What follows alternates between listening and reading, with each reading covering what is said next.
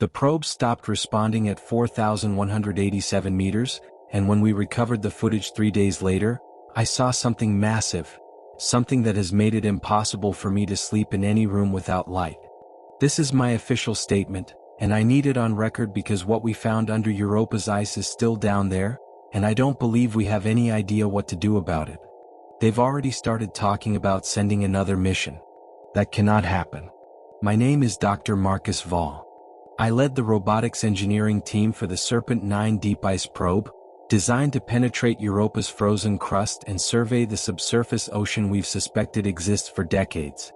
The mission parameters were clear: descend through the ice shelf, sample the liquid water beneath, record any geological or chemical anomalies, and return data via tethered relay.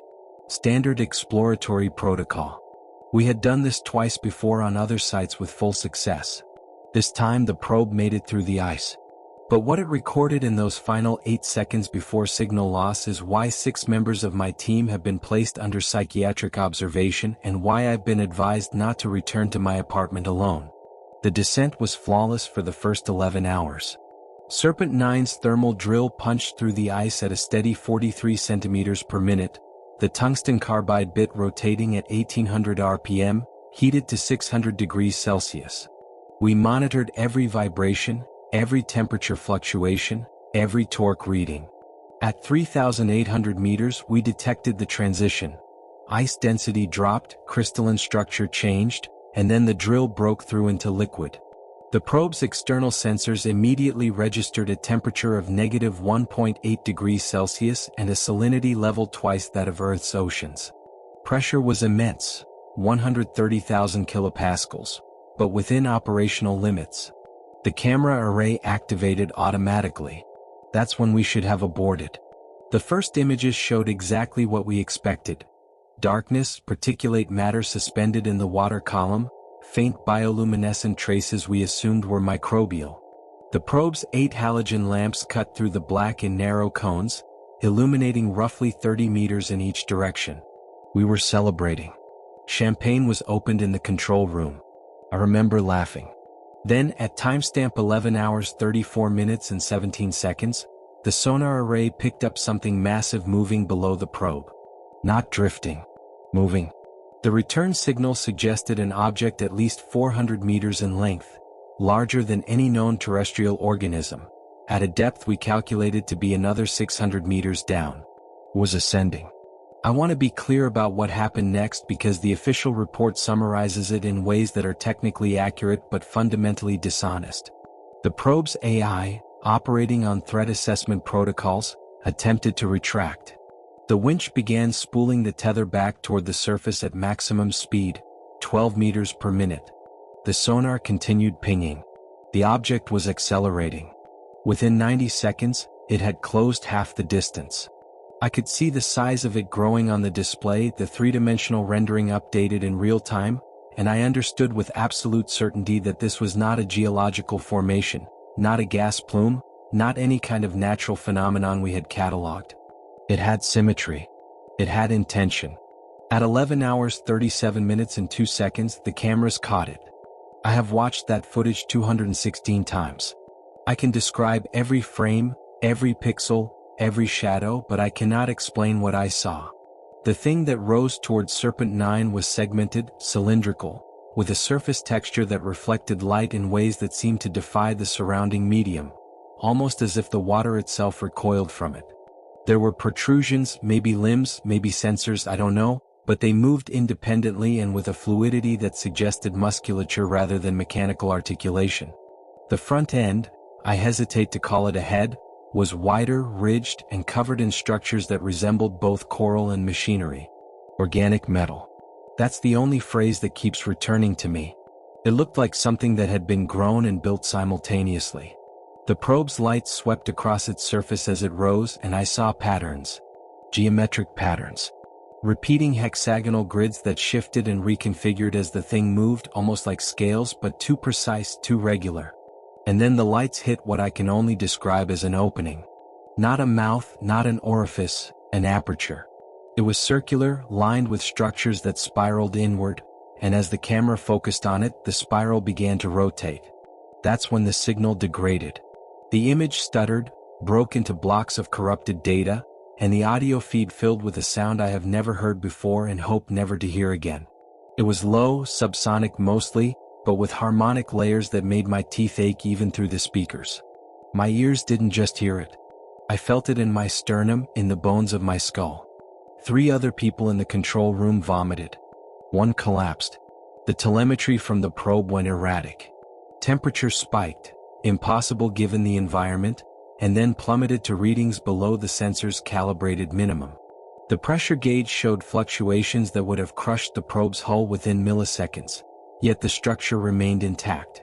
The tether tension readings indicated something was pulling on the probe, not from below, but from multiple directions simultaneously. Then, for exactly 2.3 seconds, the camera feed cleared. The thing was less than 10 meters away, filling the entire frame. I could see detail now. Too much detail. There were openings all over its surface, and from those openings, smaller things were emerging. Filaments, tendrils, I don't have the right words. They reached toward the camera, and I swear I saw them pass through the water without displacing it, as if they existed on a plane slightly adjacent to physical space. And then I saw the eye. I know that's anthropomorphizing, I know it's my brain trying to assign familiarity to something fundamentally alien, but I cannot call it anything else. It was an eye. Singular. Massive. Positioned asymmetrically along the upper segment. It didn't have a pupil or an iris in any conventional sense, but it had depth and it had focus and it looked directly into the camera. I felt seen. Not just the probe, me. Sitting in a control room 678 million kilometers away, I felt the weight of that gaze. My hands went numb. My vision tunneled. I couldn't breathe. And then the screen went black. We lost all signal at 11 hours 39 minutes and 51 seconds. The tether snapped 18 seconds later. When we retrieved what remained of Serpent 9 4 days afterward, the hull was intact but the internal electronics were fused, not burned, fused, into a solid mass that our materials team described as glass-like. The data drives were unreadable except for one fragment recovered from a shielded backup core. That fragment contained the last 8 seconds of footage which I have described here. It also contained something else. Audio data recorded at frequencies below 20 Hz and above 18 kHz, layered in a pattern our analysis software identified as non-random. When one of our team members ran it through a spectrographic decoder as a joke, the output displayed a waveform that repeated every 1.618 seconds. The golden ratio. Intentional structure. Communication. 3 weeks after the mission, I started hearing the sound in my apartment. Not the same sound, not exactly, but something resonant with it. A hum. Barely perceptible, felt more than heard, always at night, always when I was alone. I went to a doctor. They found nothing wrong. I stayed with a colleague. The sound followed. I reported it. That's when they quarantined me. 2 other team members reported the same phenomenon. Then 4. Then all 6 of us who had direct access to the footage. They say it's psychological contamination, exposure to infrasonic trauma. But last night, I felt something pressing against the window of my quarantine room from the outside. We're on the 4th floor. There's nothing out there. The mission is officially classified as a failure due to equipment malfunction. The data has been sealed. I've been told my contract will not be renewed. They're planning another probe. I've seen the schematics. Serpent 12, scheduled for deployment in 18 months. Same location. Deeper penetration. They want to go back. They want to make contact. I've tried to explain that contact has already been made.